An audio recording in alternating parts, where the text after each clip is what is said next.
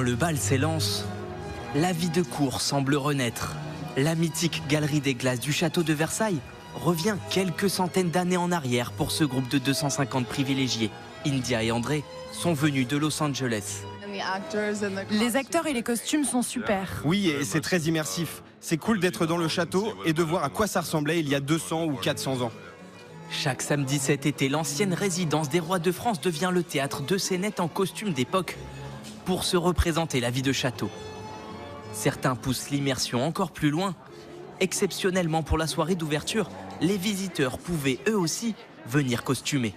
Nous sommes couturières et nous réalisons nos costumes nous-mêmes. Voilà, donc c'est uniquement par plaisir. On aime beaucoup les costumes, on aime beaucoup la couture et on aime bien faire des petites sorties entre copines. Voilà.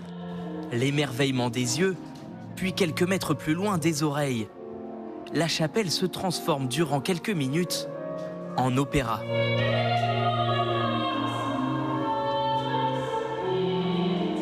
De la cantatrice au duel à l'épée. La soirée continue ensuite dans les jardins pour les grandes eaux nocturnes. Un spectacle aussi ancien que le château.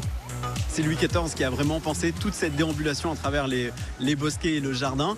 Tous les bosquets, qui sont ces petits jardins d'agrément qui sont habituellement fermés au public, sont maintenant ouverts, peuvent être visités, avec des fontaines, plus de 55 qui sont en eau, plus de 600 jets d'eau qui viennent en fait jouer un spectacle merveilleux dans le jardin. Une balade de 2h30 entre les cascades d'eau et de lumière au coucher du soleil. C'est magnifique. On redécouvre le château avec un autre visage. On l'avait vu en journée, mais le soir, c'est vraiment exceptionnel. Point d'orgue de la soirée, un feu d'artifice d'une quinzaine de minutes. Rien de tel pour finir avec des étoiles plein les yeux.